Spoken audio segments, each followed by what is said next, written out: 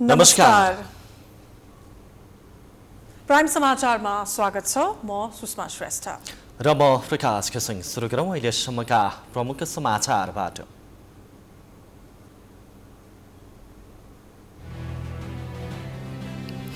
शनिबार 2618 जनामा कोरोना संक्रमण पुष्टि, थप 14 जना संक्रमितको मृत्यु। नेपालगञ्जमा उपचारका लागि अभावै अभाव, भारतसँगको सीमा क्षेत्र उच्च जोखिममा। कोरोना फैलिन नदिन सरकारले लागू गरेको मापदण्ड प्रधानमन्त्रीले नै पालना गरेनन्। हरेक दिनका कार्यक्रममा सयौंको उपस्थिति, पार्टीको बैठक र उद्घाटनमै व्यस्त। लोकतन्त्र स्थापना भएको 15 वर्ष पुगिसक्दा पनि जनताको जनजीवनमा कुनै परिवर्तन भएन। नेताहरू सत्ता स्वार्थमै सीमित हुँदा भ्रष्टाचार र कुशासन कायमै। भूकम्पले भत्काएको 6 वर्षपछि धरहराको पुनर्निर्माण सम्पन्न। अब कहिल्यै नढल्ने प्रधानमन्त्रीको विश्वास। अवलोकनका लागि सर्वसाधारणले भने अझै केही समय कुर्नुपर्ने। कोरोनाका संक्रमणका कारण ग्यास आयात प्रभावित हुन सक्ने, घरमा खाली सिलिन्डर भए तत्काल भरेर राख्न सरकारवालाको आग्रह, उपभोक्ता अन्यलमा। अमेरिकाले चिनिया जनता र चीनको शान्तिपूर्ण विकासको सम्मान गर्नुपर्ने, विदेश मन्त्रीको जोड। दुई देशबीचको सम्बन्ध नबिगार्न आग्रह।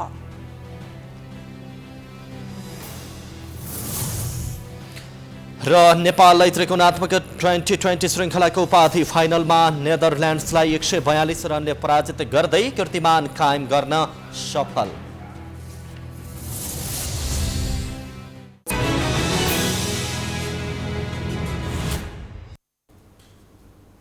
अब समाचार विस्तारमा।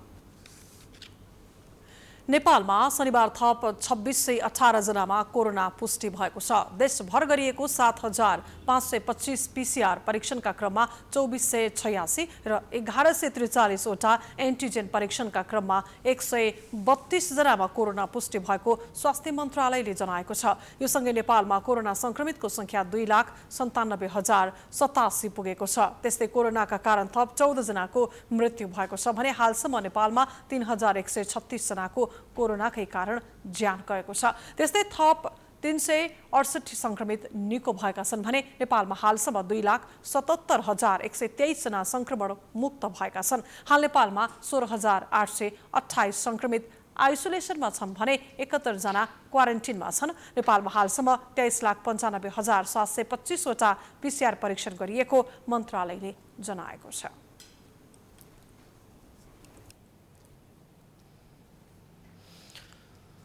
बाँकेको नेपालगञ्जमा कोरोना संक्रमण भयावह बन्दै गएको छ। कोरोना उपचारका लागि तयार गरिएको भेरी अस्पतालका सबै बेडहरू भरिभराउ भएका छन्। नयाँ संक्रमित थपिँदै गएपछि अस्पतालको बरन्डा आँगनमा समेत राखेर उपचार गर्न थालिएको छ। कोरोना संक्रमितको संख्या बढ्दै गएपछि बाँकेको नेपालगञ्जमा भएका सबै भेन्टिलेटर, अक्सिजन जोडिएका बेडहरू भरिएका छन्।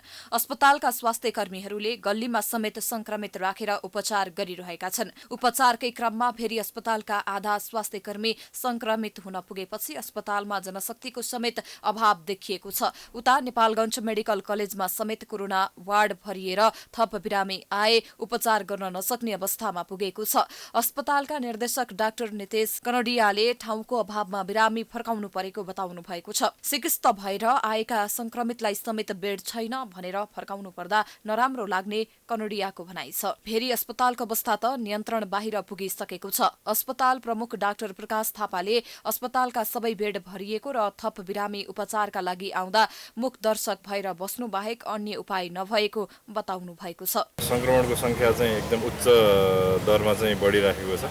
त्यस सँगसँगै अब जटिल प्रकारका बिरामीहरूको सङ्ख्या पनि बढेको छ र अस्पतालमा हामीले छुट्याएर जति बेडहरू राखेका छौँ लगभग त्यो सबै भरिभर आउँछ र नयाँ बिरामीहरू चाहिँ अब सङ्क्रमण भएर जटिलता भएका बिरामीहरू चाहिँ आउने क्रम जारी छ। तर हामीले चाहिँ बेड उपलब्ध चाहिँ गराउन सकिरहेका छैनौँ र आज नै त्यो स्थिति छ भनेपछि अब एक हप्तापछि त झन् ठुलो सङ्ख्यामा सङ्क्रमण पुष्टि हुन्छ र जटिलता भएका बिरामी झन् बढ्दै जान्छन् र तिनीहरूलाई चाहिँ व्यवस्थापन गर्न चाहिँ अलिकति निकै समस्या हुन्छ जस्तो चाहिँ हामीलाई लागिरहेको छ। अहिले पनि बाँकेमा हरेक दिन 300 बढी थपिने र हरेक दिन कम्तीमा 3 जनाको मृत्यु हुने घटना विगत 1 हप्तादेखि चलिरहेको छ।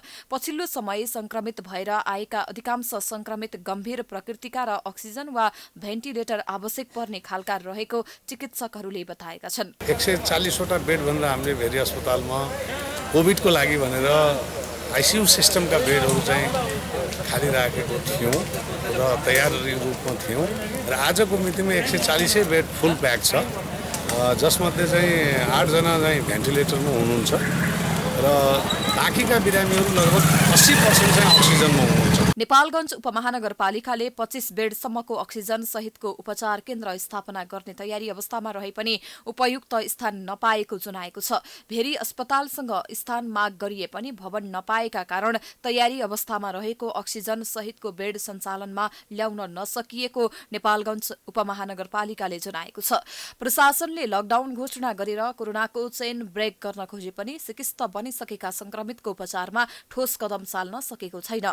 बाँकेमा जसरी कोरोना संक्रमणले महामारीको रूप लिएको छ त्यस अनुपातमा यसपटक न त स्थानीय पालिकाहरू तातिएका छन् न त प्रदेश र संघीय सरकारले बाँकेको संवेदनामा ध्यान दिएका छन्।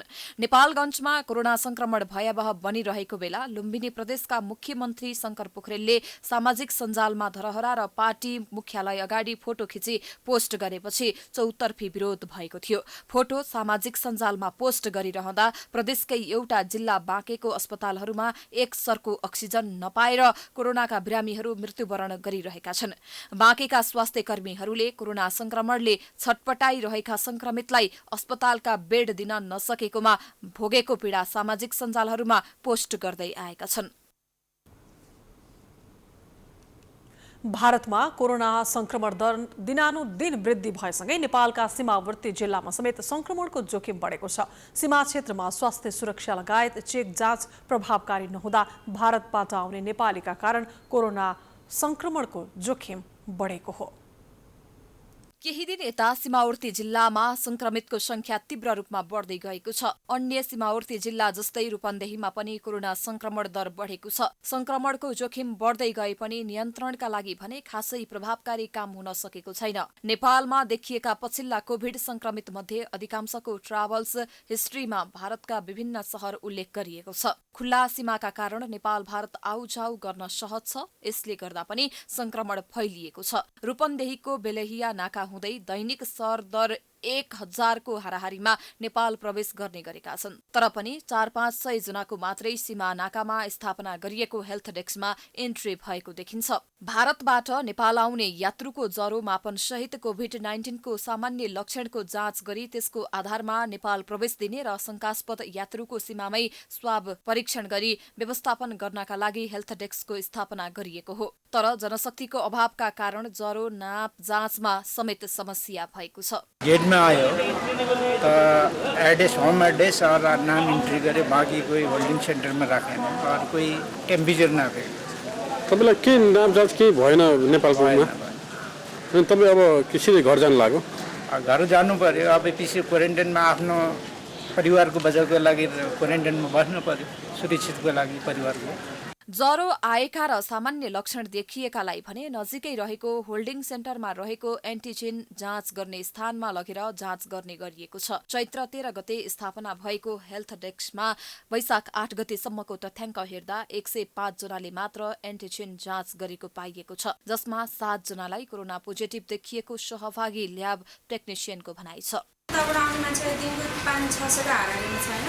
तर सबैजना यो टेस्ट गर्नको लागि मान्छे धेरै कन्भिन्स गर्नुपर्छ कि हाम्रो दिमागसित। त्यो कोही भागेर जान्छ, त्यो एकदम निगरानीमा मान्छे आएर टेस्ट गर्यो भने मात्रै सम्भव छ कि गाह्रो हुन्छ। त्यो त अब त्यस्तो सिम्टम केही छैन के अरे, तिनीहरूलाई अब सुरक्षित तरिकाले अब मास्कहरू लगाएर आफ्नै घरमा पठाइदिनु, होम आइसोलेसनमा पठाइदिनु। जिल्लामा कोरोना संक्रमण दर उच्च बन्दै गएपछि जिल्ला स्तरीय कोभिड संकट व्यवस्थापन केन्द्रले सीमा नाकामा होल्डिङ सेन्टर स्थापना, आइसोलेसन, आइसियु, भेन्टिलेटर थप गर्ने तयारी गरेको छ। त्यस्तै सरकारले तोकेका मापदण्डमा कडाई गरी भिडभाड नगर्न निर्देशन गरिएको छ।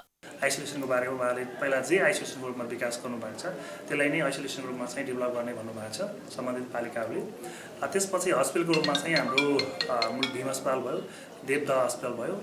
त्यसपछि अरू चाहिँ जुन हाम्रो स्थानीय तहमा जहाँ मेडिकल सुविधा भएका ठाउँहरूमा चाहिँ हामी अस्पताल चिकित्सकीय सेवा चाहिँ उपलब्ध गराउँछौँ। र सबभन्दा अर्को हामीले लिएको भनेको चाहिँ मास्कलाई सरकारी निकायहरूमा चाहिँ मास्क अनिवार्य गरेका छौँ। मास्क बिना चाहिँ ओहोरदोहोर नियन्त्रण प्रणाली, ओहोरदोहोर गरेमा चाहिँ नियन्त्रण प्रणाली र अलिकति दण्डात्मक नीति पनि हामीले अवलम्बन गर्नेछौँ।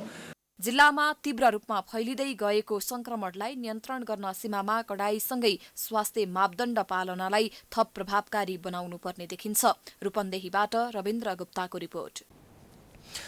कोरोना संक्रमणको जोखिम कम गर्न सरकारले विभिन्न निर्देशनात्मक आदेश जारी गरेको छ। तत्काल लकडाउन नगर्ने पक्षमा देखिएको सरकारले भिडभाडयुक्त सबै खाले कार्यक्रममा रोक लगाएको हो। तर सरकार नै त्यस्ता नियमको पालना भने गरेको छैन। सरकारले वैशाख 6 गते कोरोना संक्रमण बढ्न नदिन विभिन्न नियमहरू पालना गर्न आग्रह गरेको थियो। Cinema hall, party palace, dance bar, gymkhana, swimming pool लगायत भिडभाड हुने ठाउँलाई वैशाखभर बन्द गराइएको छ। धार्मिक स्थलमा वैशाख मसान्तसम्म नृत्य पूजा मात्रै गर्ने गराउन, एकपटकमा 25 जना भन्दा बढी उपस्थित नहुन र सबैलाई मास्क अनिवार्य गर्न आदेश जारी भएको थियो। सपिङ मल, डिपार्टमेन्ट स्टोरमा पनि 25 जनाको मात्रै उपस्थितिमा स्वास्थ्य मापदण्ड अपनाउँदै सञ्चालन गर्नुपर्ने सरकारको आदेशमा भनिएको छ। तर आदेशमा भनिएका नियमहरूलाई सरकारले नै उल्लङ्घन गरेको छ। अझै भनौं, प्रधानमन्त्री केपी ओली सहभागी कार्यक्रममा नै त्यस्ता आदेशको उल्लङ्घन भइरहेको छ। ओलीले आयोजना गरेको नेकपा एमालेको 10औं महाधिवेशन आयोजक कमिटिको बैठक वैशाख 6 गते बसेको थियो। बालुवाटारमा बसेको उक्त बैठकमा 25 जना भन्दा धेरै करिब 270 जना नेताहरू सहभागी थिए। त्यसैगरी वैशाख 7 गते राम सीताको मूर्तिमा बालुवाटारमा अनुष्ठान गरियो, जहाँ सयौंको उपस्थिति थियो। वैशाख 8 गते प्रधानमन्त्रीको निर्देशनमा माडीमा करिब 4000 मानिसको उपस्थिति थियो। वैशाख 9 गते काठमाडौँको बल्खुमा पार्टी कार्यालय शिलान्यासमा पनि 25 जना भन्दा धेरै सहभागी थिए। त्यसैगरी वैशाख 10 गते प्रधानमन्त्री ओलीकै आयोजनामा राष्ट्रिय महाधिवेशन आयोजक कमिटिको बैठक बालुवाटारमा बस्यो। वैशाख 11 गते धरहराको उद्घाटन कार्यक्रममा पनि सरकारी पक्षले नै सरकारले नै बनाएको नियमनको उल्लङ्घन गरेको छ। कोरोना संक्रमणको दोस्रो लहर सुरु भइसकेको अहिलेको अवस्थामा प्रधानमन्त्रीले अरू कामलाई प्राथमिकतामा राख्नु र जनस्वास्थ्यका मापदण्डको पनि उल्लङ्घन गर्नुले राम्रो संकेत गएको छैन।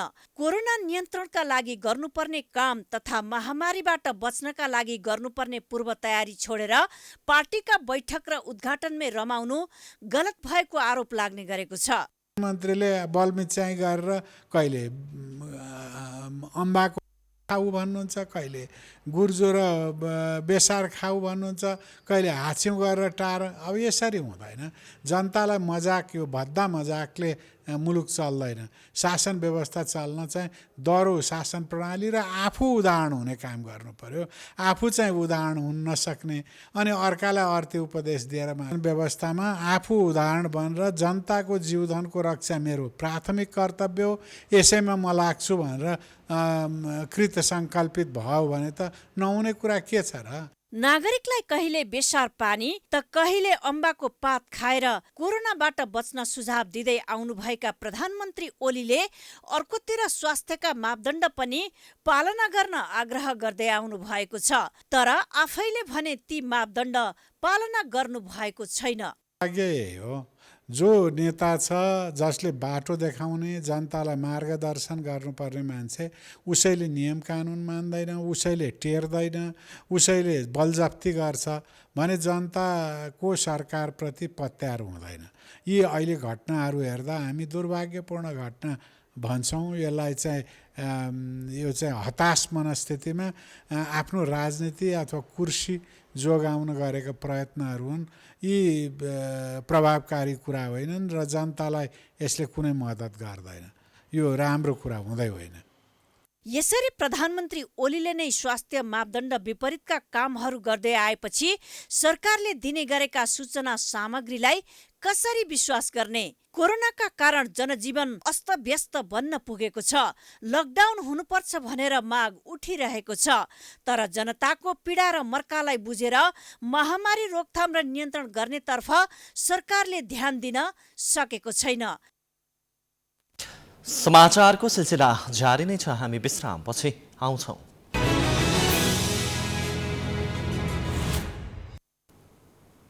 विश्रामपछि स्वागत छ। अब बाँकी समाचार। आज वैशाख 11 अर्थात् लोकतन्त्र दिवस। 15 वर्ष अघि आजकै दिन दोस्रो जनआन्दोलनबाट राजाको प्रत्यक्ष शासन व्यवस्थाको अन्त्य गर्दै लोकतन्त्र स्थापना गराएको थियो। तर नेपाली जनताको लामो सङ्घर्ष र बलिदानपछि ल्याएको लोकतन्त्रले जनताको दैनिकी र जीवनशैली परिवर्तन गर्न सकेको छैन। 2062-63 सालमा लोकतन्त्रका लागि तत्कालीन राजनीतिक दलहरूको आह्वानमा 19 दिने जनआन्दोलन भयो, जसमा सयौंले ज्यान गुमाए त हजारौं सर्वसाधारण घाइते तथा अपाङ्ग भए। त्यही आन्दोलनको शक्तिले 2063 वैशाख 11 मा निरङ्कुश राजतन्त्रले घुँडा टेकेर लोकतन्त्र स्थापना भएको हो। आज त्यही लोकतान्त्रिक आन्दोलनको सफलताको 15 वर्षीय सम्झना गरिरहँदा आम जनताले साँच्चीकै खोजे जस्तै वास्तविक लोकतन्त्रको अनुभूति गर्न पाएका छैनन्। लोकतन्त्र अब एउटा कागजमा त आयो, संविधानमा लेखियो पनि, तर नेताहरूको चाहिँ नि एउटा प्रवृत्ति पुरानो प्रवृत्तिमा उहाँहरूको छ र उहाँहरू चेन्ज गरि पनि आयो र जनताले लोकतन्त्र आवाज पाउन सकेनन्। जुन हाम्रो सोचाइ थियो त्यो अनुसारको जनताले लोकतन्त्र आवाज पाउन सकेन र हामीले पनि पाउन सकेनौँ। त्यो भनेको हाम्रो नेपालका राजनीतिक दलहरू नै असफल हुन्, पार्टी नेताहरू हाम्रो चाहिँ नि उहाँहरू भिजन र मिसन नभएको र यो उहाँहरू अपरिपक्वताको बेलामै यो लोकतन्त्र हामी ल्याएछौँ चाँडै भन्ने हामीलाई अहिले आवाज हुन्छ। 2063 साल वैशाख 7 गते तत्कालीन राजा ज्ञानेन्द्रको शासनले लगाएको कर्फ्यू तोडेर आन्दोलनमा सहभागी हुँदा घाइते हुनुभएकी यमुना श्रेष्ठले आफूहरूको बलिदानलाई नेताहरूले सदुपयोग नगरेको गुनासो गर्नुहुन्छ। सुर्केसभरि पैसा लाने अनि सांसद हुने अनि उसको दायाँ बायाँको औसे पौसेला बनाउने, उसलाई त्यो भावना कहाँ छ? बिपी कोइरालाले भने गरिबको चुलोमा आगो बल्नु पर्यो, गरिबको झुपडीमा 2टा गाई बाल्नु पर्यो, गरिबको झुपडीमा गरिबले हलो जोतेर खानु पर्यो, त्यो छैन नि। न महिला सुरक्षित छ, न कोही बालबालिका सुरक्षित छ, न जनआन्दोलन घाइटेको त कहाँ सम्बोधन हुन सक्छ। राजनीतिक परिवर्तन भए पनि शासन गर्ने शासकको प्रवृत्ति परिवर्तन नहुँदा जनताको दैनिकी फेरिन नसकेको हो। 2062-63 सालको जनआन्दोलनमा महत्त्वपूर्ण भूमिका निर्वाह गरेका नेताहरू नै अहिले सन्तुष्ट छैनन्। मुलुकलाई सञ्चालन गर्ने मुख्य नेताको चरित्र, मुख्य नेताको प्रवृत्ति, हामीले चाहिँ राजनीतिक प्रणाली बदले पनि पुरानो सामन्ती व्यवस्था, पुरानो निरङ्कुश व्यवस्था, अब राणाकालदेखिकै कुरा गरौँ र पञ्चायतकालको कुरा गरौँ, ती व्यवस्थाका चरित्रहरूलाई चाहिँ हामीले चाहिने जस्ताको तस्तै आत्मसात गऱ्यौँ। त्यो लिगेसीको रूपमा, विरासतका रूपमा जस्ताको तस्तै हामीले अङ्गीकार गऱ्यौँ। प्रवृत्ति हाम्रो फेरिएन, हाम्रो चरित्र बदलिएन र प्रणाली मात्रै बदलियो, राजनीतिक प्रणाली मात्रै बदलियो र शासनमा पुग्ने, सरकारमा पुग्ने व्यक्तिहरूको चाहिँ नि जुन प्रवृत्ति र हिजो निरङ्कुश शासन प्रणालीका शासनमा पुग्ने व्यक्तिहरूको चरित्रमा खासै तात्विक भिन्नता देखिएन। मुलुकमा लोकतन्त्र बहालीपछि जनताले आफ्नै जनप्रतिनिधिबाट निर्मित संविधान सभाबाट संविधान पाए। संविधानले गणतन्त्र, संघीयता र धर्मनिरपेक्षतालाई संस्थागत पनि गर्यो। तिनै तहमा सरकार समेत बनिसकेको अवस्था छ। तर लोकतन्त्रको बहालीपछि भएका राजनीतिक उपलब्धिबाट अहिले नेपाली जनताले चाहेको सुशासन र समृद्धि भने आउन सकेको छैन। गणतन्त्र, संघीयता, समावेशी जस्ता महत्त्वपूर्ण एजेन्डा स्थापित गराउन सफल माओवादी केन्द्रका नेताहरू नै अहिले सन्तुष्ट छैनन्। हामीले बोल्न पाउनु र भन्न पाउनु मात्रै लोकतन्त्र होइन।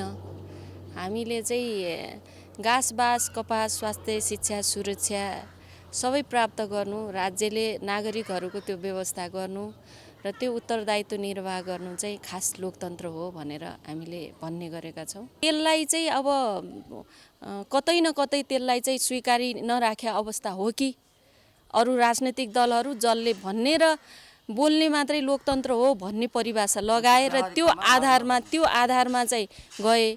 अहिले पछिल्लो पटक चाहिँ भन्न र बोल्न पाउने अधिकारलाई समेत कुण्ठित गरिराखेको अवस्था छ। ठूलो बलिदानीबाट मुलुकमा लोकतन्त्र त ल्याए, तर तिनी लोकतन्त्र ल्याउन नेतृत्व गरेका राजनीतिक दल र तिनका नेताहरू भने लोकतान्त्रिक हुन सकेका छैनन्। 2046 सालपछिको दशकमा राजनीतिक पार्टीहरूमा आन्तरिक लोकतन्त्रको मुद्दा निकै पेचिलो बन्दै आएको थियो। तर अहिले पछिल्लो राजनीतिक घटनाक्रमहरूलाई हेर्ने हो भने दलहरूभित्र आन्तरिक लोकतन्त्रको मुद्दा नै शून्य प्राय छ। मुलुकमा लोकतन्त्रपछि धेरै राजनीतिक दलहरू पटक पटक सत्तामा पुगे र लोकतन्त्रको नारा पनि रेटिरहे, तर जुन लक्ष्य र उद्देश्यका साथ लोकतन्त्रको स्थापना गराएको थियो त्यसको विधि प्रक्रिया र पद्धतिभन्दा दलको नेताको हैसियत, बहुमत र भागभण्डाको राजनीतिले लोकतन्त्र जस्तो संसारकै उत्कृष्ट शासन पद्धतिमाथि नै अहिले विभिन्न प्रश्न चिन्ह उठ्नु योभन्दा दुर्भाग्य के होला।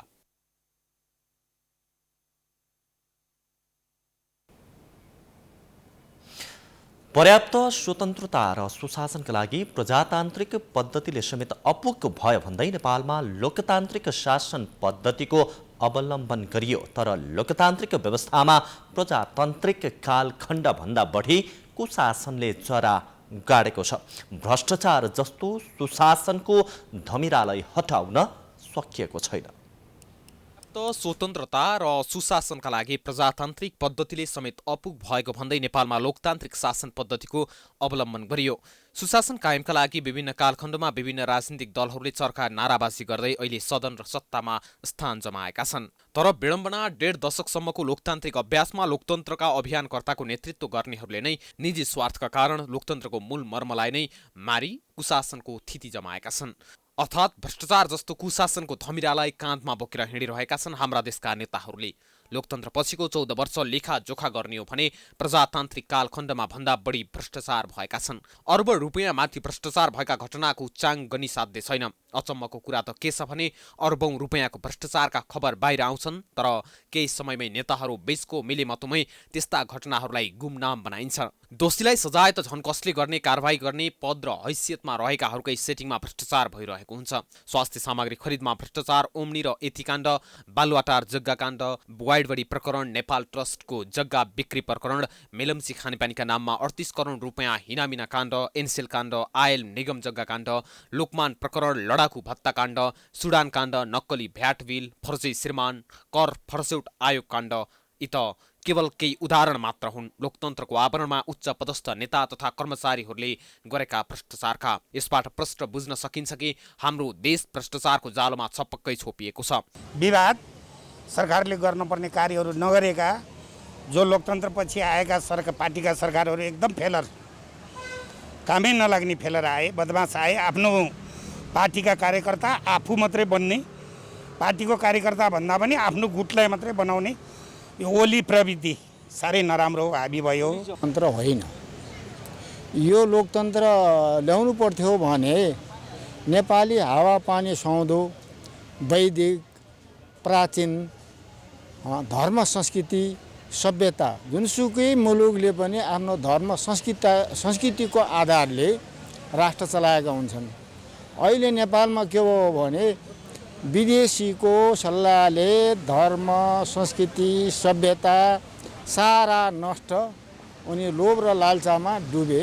यो लोकतन्त्र नेपाली जनताको हितको लोकतन्त्र होइन। व्यापक हिसाबले राजनीतिक मात्रै होइन आर्थिक सबै तहमा यहाँ चाहिँ घोर भ्रष्टाचार विसङ्गति सबै देख्छु म। पञ्चायतकालमा जस्तो थियो त्योभन्दा अझ चाहिँ नराम्रो किसिमको वातावरण भएको छैन। सुशासनको नीति अवलम्बन गरेको नेपालले नेताहरूकै कारण भ्रष्टाचारको जालोभित्र जेलिनु परेको विश्लेषकहरू बताउँछन्। अझ सरकारका पछिल्ला केही गतिविधिहरूले त राजनीतिक गन्धका आधारमा भ्रष्टाचारीलाई नै सम्मानित गर्ने परिपाटी बसालिरहेको छ। भ्रष्टाचारका घटना दिन प्रतिदिन बढ्दै जानुले प्रधानमन्त्री केपी शर्मा ओलीको समृद्ध नेपाल सुखी नेपालीको हुङ्कार केवल खोक्रो बन्दै गएको छ। यसै कारण विभिन्न कालखण्डमा सुशासन कायमका लागि ज्यानको बलिदानी दिएका नेपालीको बलिदान खेर गइरहेको छ। भोट दिएर नेताहरूको कोड त फेरिदिए नेपालीले, तर लोकतन्त्रको वास्तविक स्वाद पर्याप्त उपभोक्ता परको कुरा चाख्न समेत पाएका छैनन्। मुलुकमा लोकतन्त्र स्थापना भएको 1.5 दशक पुग्यो, तर जनताले लोकतन्त्रबाट जुन परिवर्तनको आशा राखेका थिए त्यो भने अझै महसुस गरेका छैनन्। यसै विषयमा हामीले सर्वसाधारणको प्रतिक्रिया लिएका छौँ। हेरौँ उनीहरूको आवाज आजको आम विचारमा।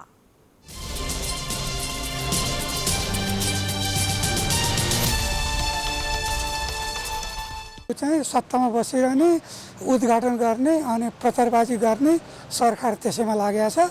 त्योदेखि प्रति अरू चाहिँ मैले चाहिँ केही देख्दिनँ। र त्यसपछि गएर चाहिँ नजायकी त्यो किसिमको चाहिँ के बेरोजगारी असमानता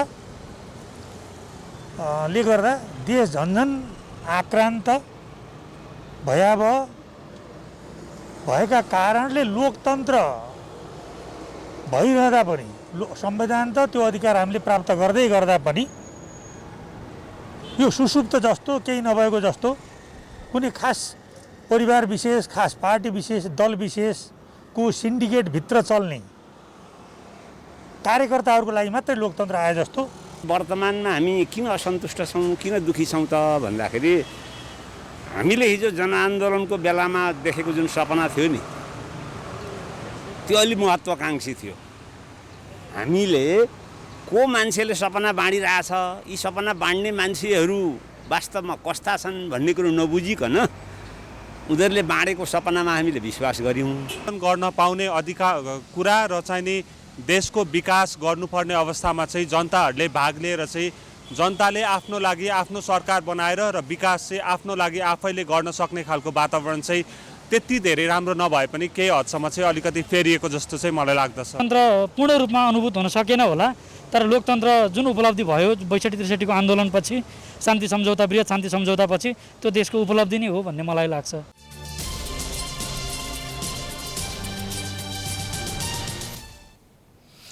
लोकतन्त्र दिवसको अवसर पारेर ललितपुरको चापागाउँमा खानीखोला सन्देश मासिक पत्रिकाको विमोचन गरिएको छ।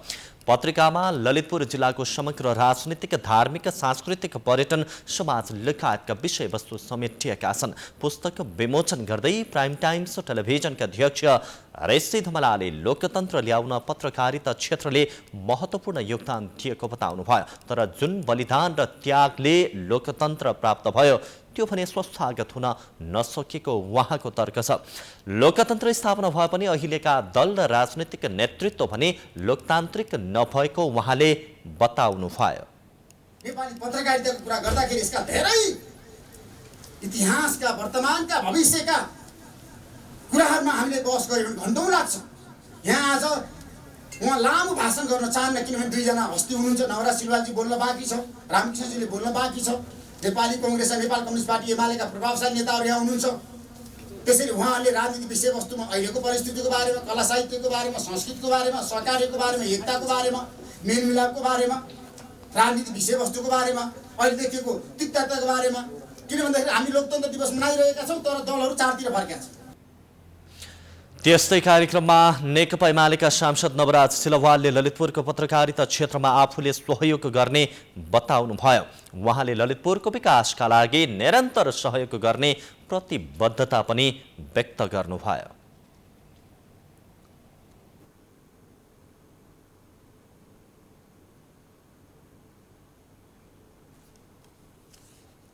भूकम्पले भत्काएका धेरै ऐतिहासिक संरचनाहरूमध्ये सबैभन्दा धेरै चर्चा र चासोको थियो धरहराको।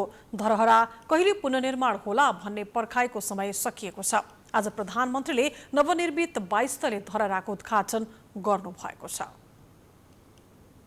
2072 वैशाख 12 गतिको भूकम्पबाट क्षतिग्रस्त भएको धरहरा निर्माणका लागि प्रधानमन्त्री केपी शर्मा ओलीले 2072 साल फागुन 4 गते मेरो धरहरा मै बनाउँछु अभियानको घोषणा गर्नुभएको थियो।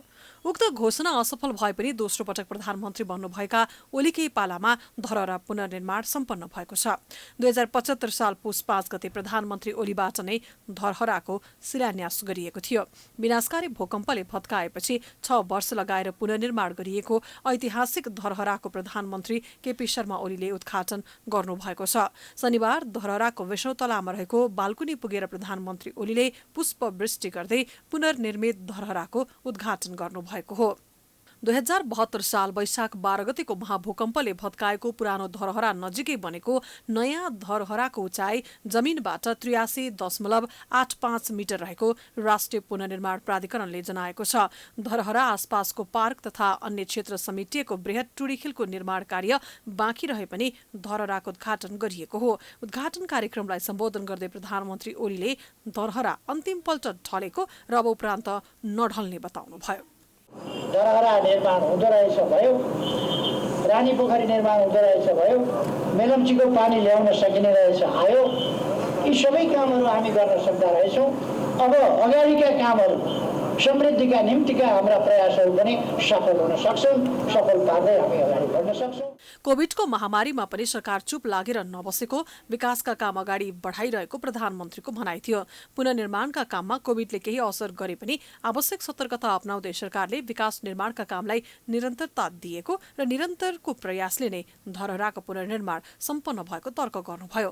ओलीले लोकतन्त्रलाई कमजोर पार्न खोज्ने शक्तिहरू आफै कमजोर हुँदै गएको पनि बताउनुभयो। लोकतन्त्रलाई कमजोर पार्न खोज्ने दक्षिणपन्थी प्रतिक्रियावादी शक्तिहरू कमजोर हुँदै गएका छन् र विभिन्न प्रकारले देश, जनता, विकास, समृद्धि, जनताको सुखसँग मतलब नभएका स्वार्थमा तल्लीन तत्त्वहरू छटपटाइ पनि रहेका छन्। यसमा चिन्ता गरिरहनु पर्दैन। म सम्पूर्ण दाजुभाइ दिदीबहिनीहरूलाई भन्न चाहन्छु, हामीले हाम्रो देश विकास गर्ने हो, समृद्ध बनाउने हो र नेपाली जनतालाई सुखी बनाउने हो। यसका निम्ति आफ्ना ठाउँबाट हामी इमानदारिताका साथ जुटौँ। त्यस्तै राष्ट्रिय पुनर्निर्माण प्राधिकरणका प्रमुख कार्यकारी अधिकृत सुशील केवालीले धरहरा क्षेत्रको पार्कलाई विश्वको नमूनाको रूपमा निर्माण हुने बताउनुभयो। त्यस्तै उहाँले तीनै तहको सरकार मिलेर पुनर्निर्माणका कार्यलाई अन्तिम रूप दिने पनि बताउनुभयो। संसारका कुनै पनि चाहिँ एउटा ठुला चाहिँ सहरहरू, राजधानी सहरहरूले एउटा ठुलो सेन्ट्रल सिटी पार्क चाहिँ प्रत्येक सहरमा रहेको हुन्छ। हामी त्यो सेन्ट्रल सिटी पार्क चाहिँ निर्माण गर्ने गरिकन एउटा चाहिँ अन्डरग्राउन्ड पार्किङ सहितको व्यवस्था सहितको त्यो पार्कलाई एउटा खुला चाहिँ क्षेत्रको रूपमा चाहिँ सबै चाहिँ जनताहरू ग्यादरिङ हुने एउटा स्पेसको रूपमा एउटा चाहिँ तपाईँको त्यसलाई चाहिँ हामीले चाहिँ निर्माण गर्ने गरेर त्यो एनाउन्स पनि भएको छ र निश्चय पनि आगामी आर्थिक वर्षदेखि यो काम क्रमशः सबै निकायहरूको तीनै तहको सरकारहरू, सङ्घीय सरकार, प्रदेश सरकार, स्थानीय सरकार सबै मिलिकन यो काम हामी अगाडि बढाउनेछौँ। 1990 साल माघ 2 गतेको भूकम्प अघि धरहरा 11 तलाको थियो। सो भुइँचालोले 2 तला भत्काएपछि 9 तलामा सीमित भएको थियो। 2072 सालको भूकम्पले 9 तले धरहरा भत्किएको थियो। राष्ट्रिय पुनर्निर्माण प्राधिकरणले पहिले धरहरा रहेकै स्थान नजिकमा 22 तले धरहरा पुनर्निर्माण गरेको हो। बाहिरबाट भने धरहरा 11 तलाको जस्तो देखिन्छ। अहिले नयाँ बनेको धरहरा आधुनिक र भूकम्प प्रतिरोधी छ। पुनर्निर्मित धरहरामा सुनको जलप लगाइएको गजुर राखिएको छ। 22औं तलामा शिवलिङ्ग छ। 2वटा लिफ्ट रहेको धरहरामा हाललाई एउटा मात्र लिफ्ट सञ्चालन गरिएको छ। धरहरा वरपरको 29 रोपनी क्षेत्रफलमा विस्तारित सुन्धारालाई समेटेर पार्क बनाउने सरकारी योजना अनुसार 3 अर्ब 48 करोड लागतमा रमण कन्स्ट्रक्सनले ठेक्का पाएको थियो। काठमाडौँ महानगरपालिकाका मेयर विद्या सुन्दर साक्यले आफ्नो कार्यकालमा 32वटा वडामा महत्त्वपूर्ण कामहरू भएको दावी गर्नु भएको छ। महानगरपालिकाको वडा नम्बर 4 को नवनिर्मित कार्यालय भवन उद्घाटन गर्दै मेयर साक्यले आफू मेयरमा निर्वाचित भएपछि सबै वडाहरूले जनहितमा काम गरेको बताउनु भएको हो। पछिल्लो समय जन्मदेखि मृत्युसम्मका सबै काम वडा तहबाटै गर्ने व्यवस्था मिलाएको साक्यले बताउनु भयो। लामो प्रतीक्षापछि यो भवन तयार भएको छ। यो भवन मेयरको घर होइन, उपमेयरको घर होइन, वडा अध्यक्ष, वडा सदस्य घर होइन, तपाईँकै यो एउटा सेवा प्रवाह गर्ने सेवा केन्द्र हो, ताकि वडावासीहरूले वडामा आउँदा सहज रूपमा सेवा प्राप्त गर्न सकोस्। कार्यक्रममा काठमाडौँ क्षेत्र नम्बर 5 का प्रदेश सांसद नारायण सिलवालले 4 नम्बर ओडाले अतिक्रमण गरिएका सार्वजनिक जग्गा फिर्ता ल्याएर उदाहरणीय काम गरेको बताउनु भयो।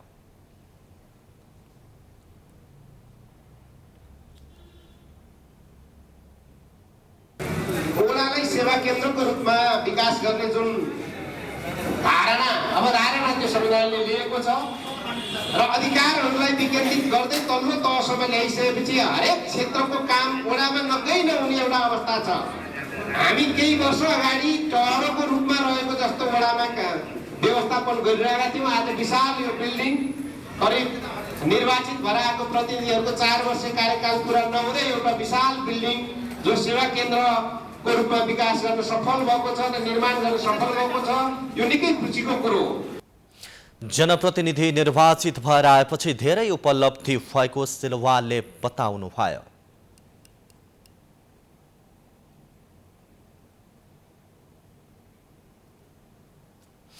समाचारको सिलसिला जारी नै छ, हामी विश्रामपछि आउँछौँ।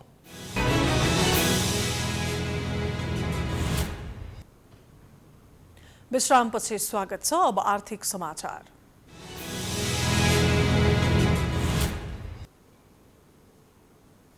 कोरोना संक्रमण बढ्दै जाँदा दैनिक उपभोग्य वस्तुको आयात प्रभावित हुने खतरा देखिएको छ। नेपाल एलपी ग्यास उद्योग संघले खाली रहेका सिलिन्डर भर्न उपभोक्तालाई आग्रह गरेको छ। कोरोना बढ्दै गएकाले ग्यासको आपूर्ति व्यवस्थामा असहज स्थिति आउन सक्ने भन्दै सचेत गराइएको हो।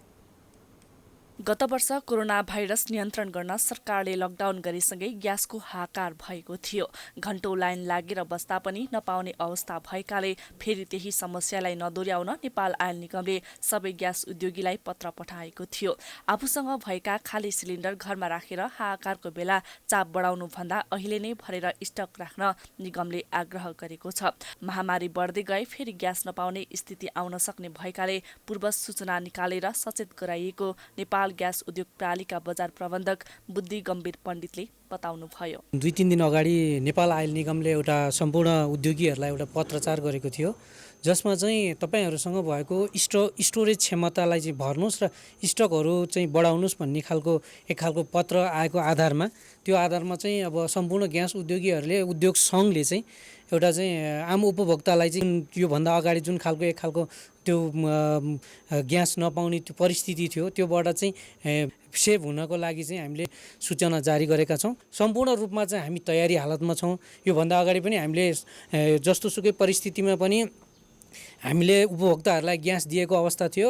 अब जब तपाईको झन् यो कोभिडले गर्दा बढ्दै जाने र त्यसपछि विभिन्न ठाउँहरूमा अब लकडाउनदेखि विभिन्न हुँदै गयो भने त झन् बढी त्रास हुन्छ। त्यसले गर्दाखेरि चाहिँ अहिले नै पूर्व सचेत गराएको हो। नेपाल एलपी ग्यास उद्योग संघले खाली ग्यास भरेर राख्न सूचना प्रकाशित गरेपछि बजारमा ग्यासको माग बढेको छ। ग्यासको अभाव हुने डरले एउटै घरबाट 2 देखि 4 वटासम्म ग्यासको अर्डर आउने गरेको ग्यास व्यवसायी कर्ण श्रेष्ठ बताउँछन्। सूचना आइसकेपछि चाहिँ एकजना कस्टमरले एउटा लाइन ठाउँमा 3टा 2टा अहिले पनि 2टा अर्डर पनि छ एउटै घरमा, नत्र प्राय एउटा लाने मान्छेले 2टा 3टा लान थालेका छन्। न्युज आएपछि मान्छेहरू अलिकति आत्तिने हतासिने अनि भरेर राखौँ भोलि के हुन्छ भनेर सोच्ने मान्छेहरूले चाहिँ त्यो गर्छ।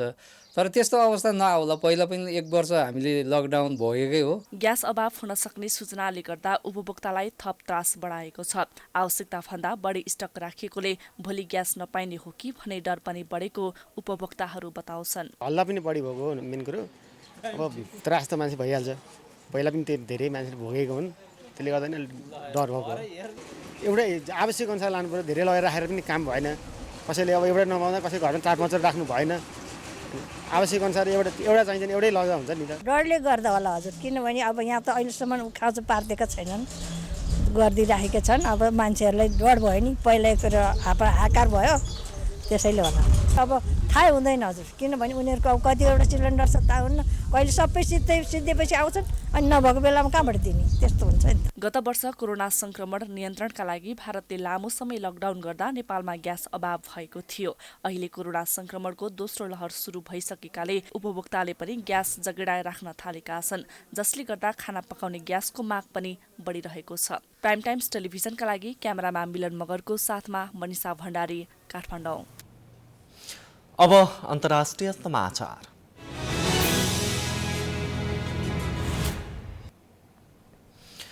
चीनका विदेश मन्त्री वाङ यीले अमेरिकाले चीनिया जनता र चीनको शान्तिपूर्ण विकासको सम्मान गर्नुपर्ने बताएका छन्। शुक्रबार अमेरिकी काउन्सिलका अध्यक्ष रिचर्ड हाससँग भएको भिडियो वार्ताका दौरान उनले सौहार्दपूर्ण रूपमा सम्बन्ध अघि बढाउनुपर्ने बताएका हुन्। उक्त बैठकमा अमेरिकाबाट झण्डै 500 प्रतिनिधि सहभागी थिए।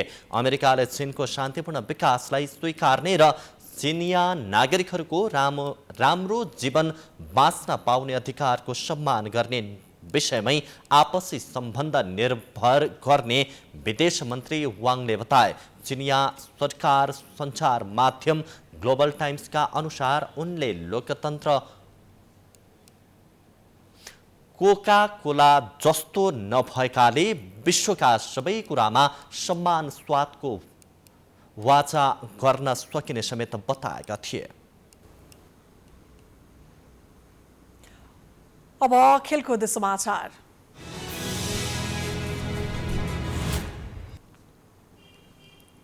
नेपालले त्रिकोणात्मक 2020 अन्तर्राष्ट्रिय श्रृङ्खला जितेको छ। नेपालले शनिबार फाइनलमा नेदरल्यान्ड्सलाई 142 रनले पराजित गर्दै उपाधि जितेको हो। 2020 अन्तर्राष्ट्रिय रनको हिसाबमा नेपालको यो सबैभन्दा ठूलो जित हो। त्रिकोणात्मक T20 सिरिज क्रिकेटको फाइनलमा नेपालले नेदरल्यान्डलाई पराजित गर्दै कीर्तिमानी जित हासिल गरेको छ। शनिबार त्रिवी क्रिकेट मैदानमा भएको खेलमा नेपालले 142 रनको शानदार जित हासिल गरेको हो। 5 डिसेम्बर 2019 मा नेपालले भुटानलाई 141 को कीर्तिमानी जित दर्ता गराएको थियो। सोही रेकर्डलाई तोड्दै शनिबार नेपालले नेदरल्यान्डलाई 142 रनले पराजित गरेको हो। टस हारेर पहिले ब्याटिङ गरेको नेपालले निर्धारित 20 ओभरमा 3 विकेट गुमाएर 238 रन बनाएको थियो। 239 रनको लक्ष्य पछ्याएको नेदरल्यान्ड 17 ओभर 2 बलमा सबै विकेट गुमाउँदै 96 रनमा समेटियो। ब्याटिङमा नेदरल्यान्डका 2 खेलाडी रनआउट भए भने 2 विकेट कमल एहरुले लिए। यस्तै करण केसीले 3 विकेट लिए भने सन्दीप लामिछानेले पनि 2 विकेट लिए। यसैगरी अविनाश बोहराले 1 विकेट लिए।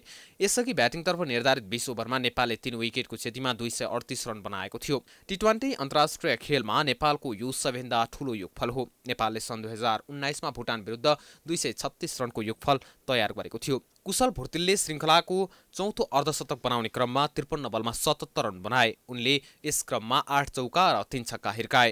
नेदरल्यान्डसँगको पहिलो खेलमा भुर्तिलले 61, मलेसियासितको खेलमा 61 तथा नेदरल्यान्डसितको दोस्रो खेलमा 62 रन बनाएका थिए। नेदरल्यान्डका लागि फिलिपे बोसेभाइनले 2 विकेट लिए। नेदरल्यान्डले टस जितेर पहिले बलिङ गर्ने निर्णय गरेको थियो। फाइनलमा पुग्दासम्म नेपालले उत्कृष्ट खेल प्रदर्शन गर्दै 4 खेलमा 3 मा जित तथा 1 मा हार बेहोर्दै फाइनलमा पुगेको थियो। नेपालले पहिलो खेलमा नेदरल्यान्डलाई 9 विकेटले पराजित गरेको थियो। दोस्रो खेलमा मलेसियालाई 9 विकेटले पराजित गरेको हो भने नेपाल तेस्रो खेलमा नेदरल्यान्डसित 3 विकेटले पराजित भएको थियो। चौथो खेलमा भने नेपालले मलेसियालाई 69 रनले पराजित गरेको थियो। यस्तै नेदरल्यान्डले 2 खेलमा जित निकाल्यो भने 1 खेल बराबरी खेलेको थियो। एउटा खेलमा नेदरल्यान्ड पराजित भएको थियो।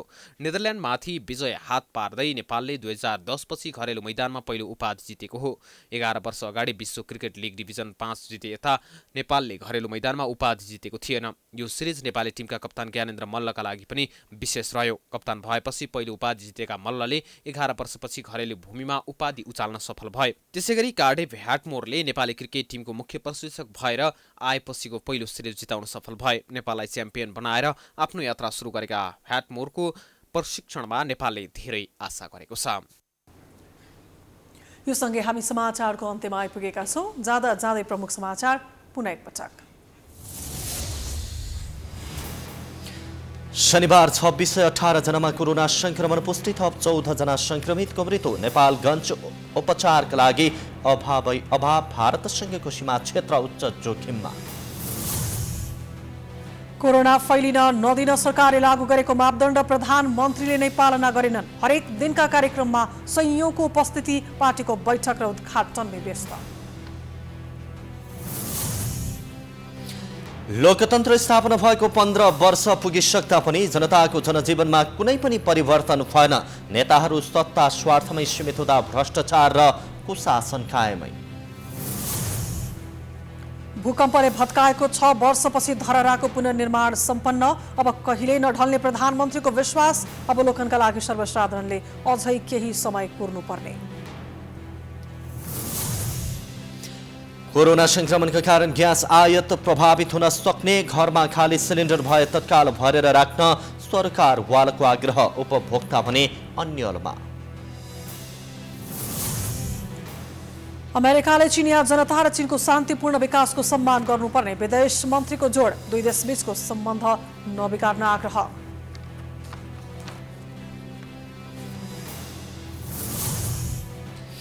र नेपाललाई त्रिकोणात्मक 2020 श्रृङ्खलाको उपाधि। फाइनलमा नेदरल्यान्ड्सलाई 142 रनले पराजित गर्दै कीर्तिमान कायम गर्न सफल।